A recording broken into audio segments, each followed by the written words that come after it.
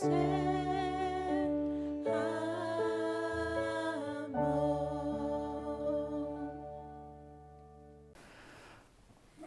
a vosotros, hermanos, ¿cómo están ustedes? Estamos transmitiendo desde este templo, la Iglesia de Dios del Séptimo Día, en Denver Harbor, 406 Harbor, Houston, Texas. Debido a la situación que estamos pasando, tuvimos la necesidad de cerrar nuestro templo. Estamos viviendo una situación difícil y tenemos que estar orando y confiando en nuestro Dios y nuestro Señor Jesucristo. Estaremos informándoles las resoluciones que tomaremos ya para la próxima semana.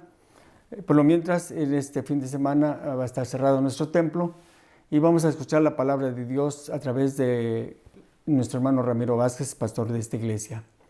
Si hay alguna necesidad o quieren alguna información, pueden hablar al teléfono de nuestro pastor, hermano Ramiro Vázquez.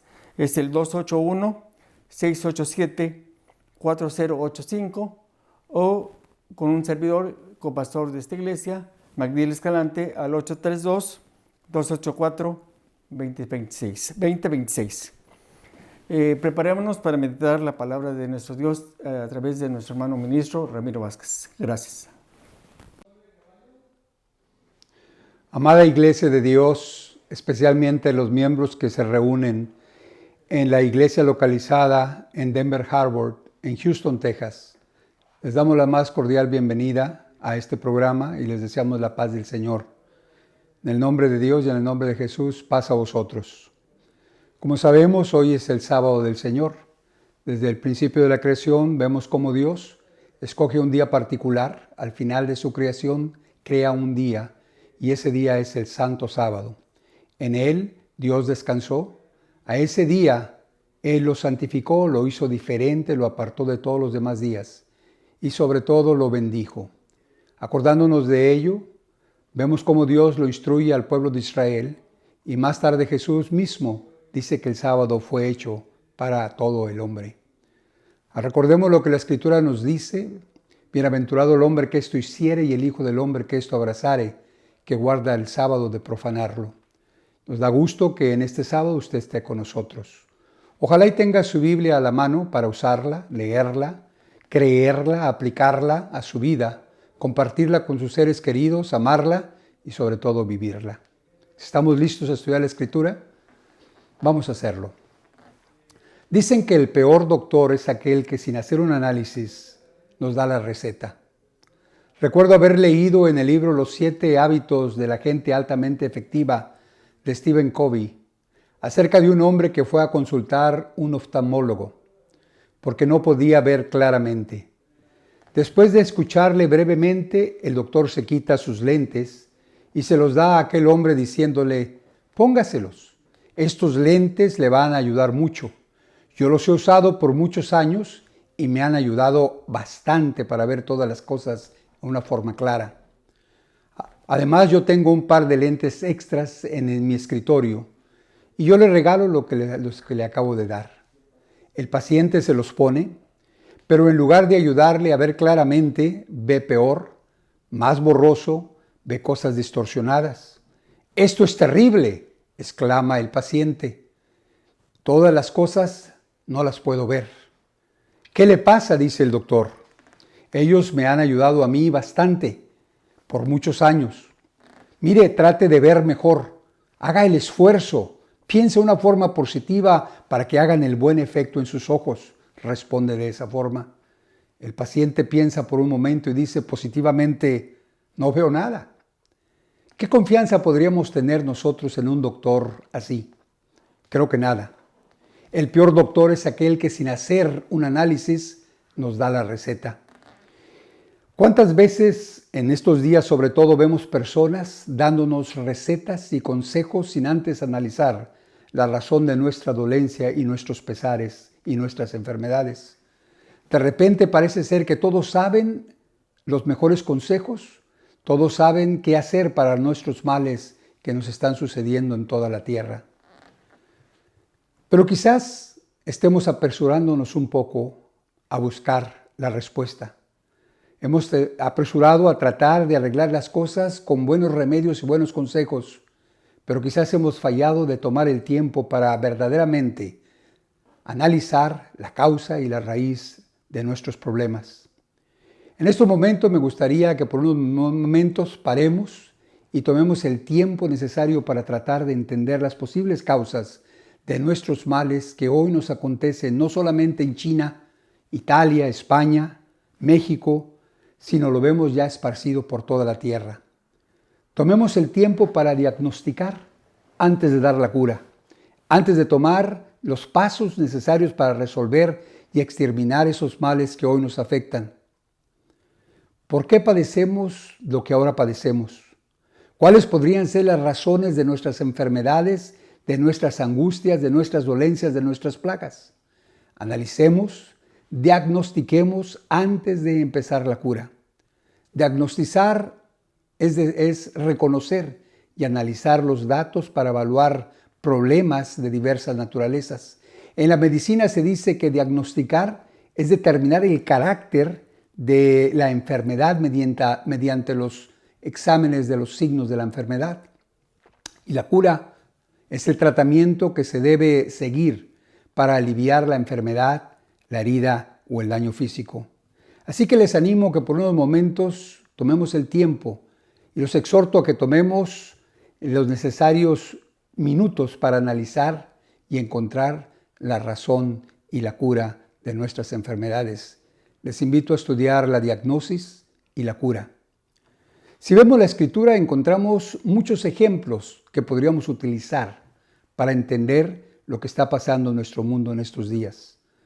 Uno de esos ejemplos lo encontramos en el tiempo de Salomón, el rey de Israel, que allá por el año 950 antes de Jesucristo, la Escritura nos dice cómo él tuvo el deseo de edificar un templo para Dios Todopoderoso. En el libro de Segunda de Crónicas, capítulo 7, del verso 11 en adelante, lee la Escritura que acabó Salomón de edificar la casa a Jehová y la casa del rey. Y dice que todo lo que Salomón tuvo en su voluntad de hacer en la casa de Jehová y en su casa, él fue prosperado. Y nos dice que Dios, Jehová Dios, apareció a Salomón de noche y le dijo: yo he oído tu oración y he elegido para mí este lugar por casa de sacrificio. Y luego dice: si yo cerrase los cielos, que no haya lluvia, y si mandare la langosta que consuma la tierra, o si yo enviare pestilencia a mi pueblo, si se humillare mi pueblo, sobre los cuales mi nombre es mencionado, y oraren y buscaren mi rostro, y se convirtieren de sus malos caminos, entonces yo oiré desde los cielos, y perdonaré sus pecados, y sanaré su tierra. Ahora estarán abiertos mis ojos y atentos mis oídos a la oración en este lugar, pues que ahora he elegido y santificado esta casa, para que esté en ella mi nombre para siempre, y mis ojos y mi corazón estén ahí para siempre. Recordemos cómo Dios había estado con Israel cuando caminaba por el desierto. La Escritura nos dice que en medio de Israel Dios habitaba. 40 años Dios estuvo con ellos. Y el tabernáculo era el lugar donde la gloria de Dios se manifestaba. La Escritura nos dice que la nube de Jehová cubría el tabernáculo del testimonio y su gloria henchía el tabernáculo. Más tarde, después de 40 años en el desierto, Israel entra a la tierra prometida. Y es cuando Salomón, y juntamente con David su padre, deciden construir un templo, un santuario, una casa donde Dios habitase. Pero pronto se da cuenta Salomón, una vez terminado el santuario, que por muy grande que fuera el santuario, que por muy bello que fuera el santuario que él podría edificar, y era bello, no podía de ninguna forma contener o tener a Dios en él. Mas se preguntaba: ¿es verdad que Dios ha de habitar con los hombres en la tierra? He aquí que los cielos y los cielos de los cielos no lo pueden contener, cuanto menos esta casa que yo he edificado. Y si el universo con toda su grandeza y con toda su belleza no es suficientemente grande y hermoso para contener a Dios, cuanto menos un templo en la tierra. El universo abarca todo lo conocido: la materia, la energía, el espacio, el tiempo. Pero las escalas en las que podamos medir el universo son tan grandes que es casi imposible entenderlas. Para darnos una idea de lo inmenso que es el universo, se dice que por cada grano de arena que hay en la Tierra existe 1 millón de estrellas o más. Nuestra galaxia, que es la Vía Láctea, es solo una entre cientos de miles de millones de galaxias. Es imposible conocer el tamaño exacto del universo. Podría incluso ser infinito. Al no saber qué forma tiene, tampoco podríamos calcular su tamaño. Además, sabemos por la ciencia que sigue expandiéndose. Solo conocemos el tamaño del universo visible desde la Tierra a través de la ciencia. Y se dice que el límite del universo visible desde la Tierra son 46.500 millones de años luz en todas direcciones. Es decir, que si el universo fuese redondo, sería un diámetro de 93.000 millones de años luz. Recordemos que un año luz son 9.46 billones de kilómetros. Bueno, Salomón había edificado el templo, había acabado la construcción, y Jehová le aparece de noche y le dice: yo he elegido este lugar para de ahí oír vuestras oraciones. Y dice la Escritura que si yo cierro, decía Dios, y cuando dice si yo cierro los cielos, nos da a entender que existe quizás una razón por la cual Él iba a cerrar los cielos. Y todos conocemos o podemos adivinar cuál es la causa por la cual Dios cerraba los cielos para que no hubiera lluvia sobre la tierra. Sabemos que es el pecado, la desobediencia, la ira y los malos pensamientos del hombre. En el Antiguo, en lugar de cerrar Dios los cielos, conocemos que Dios hizo lo contrario. Abrió las grandes fuentes del abismo y las cataratas de los cielos, y hubo un diluvio sobre toda la tierra por causa de la maldad del hombre, destruyendo absolutamente todo excepto lo que estaba dentro del arca que Noé había construido. Pero ahora, en lugar de que hubiera lluvia, debido al pacto, Dios dice que si cerrase los cielos, si faltase la lluvia, si viniera la sequía sobre la tierra, sería ¿por qué causa? Adivinamos que es la misma causa. Cuando hay sequía no hay agua, la hierba se seca, los árboles se mueren, las cosechas dejan de ser, no hay alimento para los animales, no hay alimento para el hombre, la escasez es grande en la tierra, el hambre se propaga como sucedió en el tiempo antiguo cuando los hijos de Israel tuvieron que descender y emigrar a Egipto. Y hoy vemos exactamente esto aconteciendo alrededor del mundo. Hay sequías por todos lugares, incluyendo a California. Más a eso Dios dice, y si mandare la langosta. ¿Y por qué mandaría las langostas a la tierra? De nuevo podemos adivinar que era por causa del pecado del pueblo, por causa del pecado sobre el mundo. Esa pequeña plaga de animalitos que destruyen grandes cosechas y pastos en solo unos días serían mandados por Dios a causa del pecado del hombre. En las noticias recientemente, y recuerdo el 24 de febrero de este año, se notificó que llegaron millones de langostas a varios países en África, en Kenia y en los países alrededor de este lugar. Kenia sabemos que es un país de África, en el lado oeste del continente, que está rodeado por Etiopía, Tanzania al sur, Sudán del Sur, Ruanda al oeste y al este el Océano Índico o Indio. Los 50 millones de habitantes en Kenia vieron al principio como una mancha, una nube que oscurecía los cielos y tapaba el sol. Creyeron al principio que se trataba solamente que venían aguas sobre la tierra, pero pronto se dieron cuenta que eran miles de millones de langostas. El peor brote de langostas en más de 70 años. Enjambres de langostas que se salían desde el desierto y ahora devastaban miles de hectáreas de cultivos, pastos, por todo lugar donde pasaban. No solamente en Kenia, en Somalia, en Etiopía, en Sudán del Sur, en Ruanda y en Tanzania y en muchos otros países en África, todavía se ve la devastadora condición en que se encuentran estos países. Las langostas viajan como 130 kilómetros por día o 90 millas por día, comiendo lo que en un día 35,000 hombres pueden comer. Más de 20 millones han sido afectados y siguen siendo afectados. Y si no se hace algo, se cree que habrá más de 500 veces más de langostas para el mes de junio.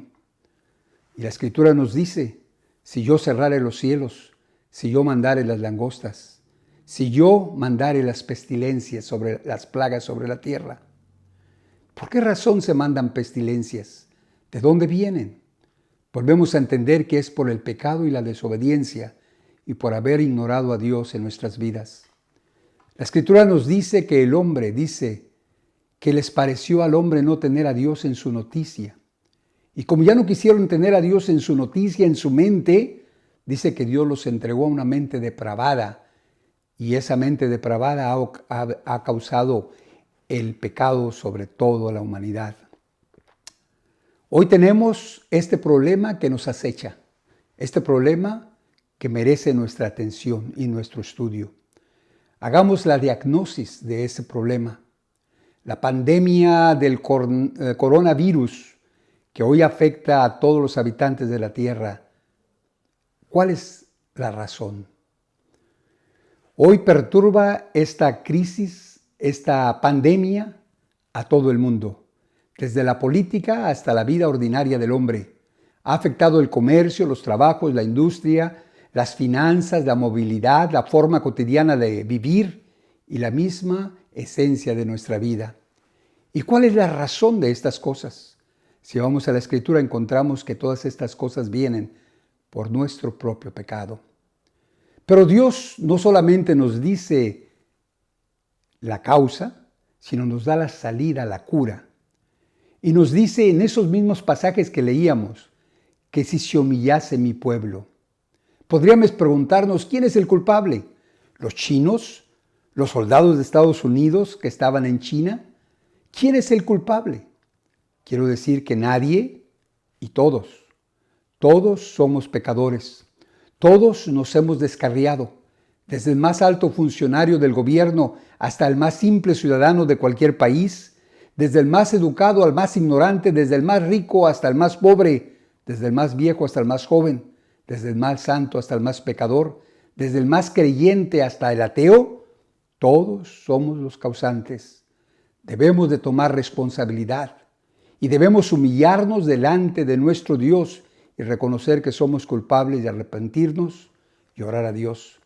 Especialmente nosotros los que creemos, somos los más culpables. Pues quizás nos hemos alejado un poco de la oración, quizás nos hemos descuidado y nos hemos desvanecido de tal forma que ya no somos la sal que trae sabor a la vida delante de Dios. Recordemos la Escritura que dice, vosotros sois la sal de la tierra, y si la sal se desvaneciere, ¿con qué será salada? No vale más para nada, sino para ser echada fuera y hollada de los hombres. Busquemos el rostro de Jehová. Acudamos a Él a través de su Mesías, el Cristo, que fue levantado de los muertos, que fue resucitado para que nosotros tuviésemos reconciliación con Dios. Dice la Escritura que Dios encarece, engrandece, hace cara su amor, su caridad para con nosotros, porque cuando éramos pecadores, Cristo murió por nosotros. Luego, mucho más ahora, dice, justificados por su sangre, por Él seremos salvos de su ira. Si fuimos enemigos, hemos sido reconciliados con Dios a través de la muerte de su Hijo y seremos salvos por causa de su resurrección. Pidamos a través de los méritos de Cristo Jesús que nos perdone, que oiga nuestra plegaria y que tenga misericordia de nosotros y de todo el mundo. Si el pecado origina el enojo de Dios, la oración y la sincera búsqueda de su rostro, creo que agrada y tranquiliza la ira de Dios. Arrepintámonos de nuestro mal proceder, convirtámonos de nuestros malos caminos. Si así lo hacemos, tenemos la promesa de Dios que dice, entonces yo oiré desde los cielos y perdonaré sus pecados y sanaré su tierra. Oirá, perdonará y sanará nuestra tierra. ¿Quién es culpable? Yo soy el primero. Todos debemos de confesar nuestras faltas, dejar nuestros ídolos, dejar de quebrantar sus mandamientos, de acercarnos a Dios más en oración y en ruego, aceptar el sacrificio de Jesús y declarar que Dios le levantó de los muertos y por esa declaración ser salvos. Solo y solo entonces volveremos a tener la sanidad, la salud, la esperanza y viviremos felices sobre la tierra. Así como Dios estuvo en medio de Israel en el tabernáculo cuando caminaba por el desierto, así como estuvo Dios con Israel en la tierra prometida, en el templo que se había construido, ahí estaba su gloria. A través de Cristo Jesús lo encontramos hoy en todo aquel que cree en su nombre. En Cristo Jesús Dios mismo se ha manifestado. Al igual que Nehemías, pienso que deberíamos de considerar lo que está sucediendo a nuestros alrededores, alrededor de todo el mundo, y que sintamos el dolor, que nos sentemos a examinar la causa y la razón, que hagamos la diagnosis del problema, la raíz del problema, y que nos arrodillemos y lloremos y confesemos y nos arrepintamos de todo nuestro corazón. La cura vendrá cuando hagamos eso de parte de Dios. Si lo hacemos de corazón, vendrá el perdón y tenemos la salvación. Quiero decir que el amor de Dios es maravilloso e inigualable. Es supremo y Dios no quiere la muerte de nadie. Pero paremos por un momento y veamos que la causa de los males somos nosotros mismos. Nuestra forma de pensar, nuestra forma de hablar, nuestra forma de vivir, nuestra forma de comportarnos. Si nuestro mal proceder es la causa de nuestras enfermedades y dolencias, entonces ahí está la diagnosis. ¿Y cuál es la cura? La que solo podrá venir de Dios cuando sigamos esa receta maravillosa de humillarnos, de orar, de buscar su rostro, de buscar su presencia en nuestros caminos, de convertirnos de nuestro mal proceder, de arrepentirnos y dejar de hacer lo malo. La cura vendrá de Dios. Así como llegó, Dios soplará su viento sobre la tierra y esas sequías y esas plagas y esas pandemias serán erradicadas de nuestros pueblos, de nuestras naciones y del mundo entero. No es el esfuerzo y la oración de uno la que bastará para curar nuestro mal. Es el esfuerzo y la oración del mundo entero. ¿Quién sabe si se volverá y se arrepentirá Dios de lo que ha pensado hacer? ¿Quién sabe si se volverá y arrepentirá Dios y se apartará del furor de su ira y no perezcamos? Vimos ya la diagnosis y la cura. Solo es que actuemos y que hagamos lo que es correcto delante de Dios por el amor de su Mesías. Que pase lo que pase lo que pasó en el tiempo de Jonás, es lo que deseamos. Así como Nínive, cuando le fue informado que sería destruido, se arrepintieron, y dice la Escritura en Jonás capítulo 3, verso 10, y vio Dios lo que hicieron y se convirtieron de su mal camino y se arrepintieron del mal que hacían. Y dice la Escritura que haciendo estas cosas, Dios no hizo lo que pensaba hacer. Humillémonos, oremos, busquemos su rostro, convirtámonos nuestros corazones hacia Él. Dios nos oirá y Dios nos libertará. Quiera Dios bendecirnos a todos. Dios les bendiga.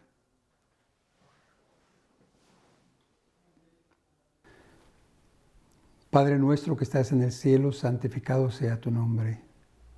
Te damos gracias, Padre, por la oportunidad que hoy nos das de abrir tus santas escrituras y escuchar tu palabra.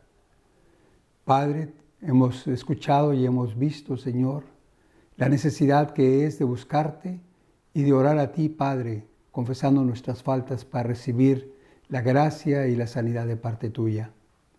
Padre, bendice a todos aquellos en sus hogares, que esta enfermedad no les alcance, que tú les protejas, Padre, del mal y del malo, que no falte el alimento en sus mesas, oh Padre, que sus enfermedades no progresen o que sean eliminadas, Señor. Bendice, Padre, pues, a cada uno de los que ha escuchado este mensaje. Bendice a las iglesias, Señor, en la ciudad de Houston, en la nación, Señor, alrededor del mundo. Padre, te suplicamos, Señor, que tengas misericordia de nosotros, que soples sobre la tierra y quites, Señor, esta tan grande enfermedad, tan grande plaga que hay en nuestra tierra. Somos responsables porque tú nos hiciste responsables del bienestar de la tierra, de las cosas que tú creaste. Y quizás, Señor, seamos los causantes de este mal. Pues te pedimos, Padre, perdón y confesamos nuestra falta. Ahora óyenos desde los cielos, sana nuestra tierra, oh Padre, y tráenos grande bendición. En Jesús te damos gracias y en Jesús te pedimos todas las cosas. Amén.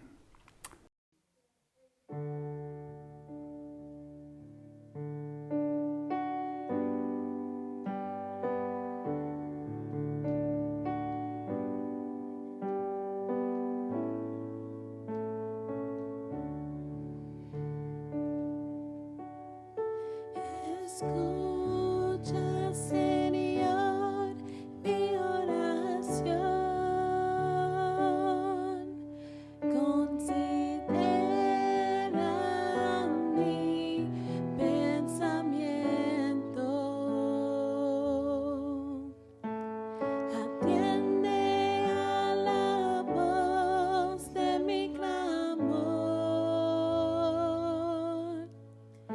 Mira y mi Dios, porque a ti oraré. Oirás mi voz de mañana.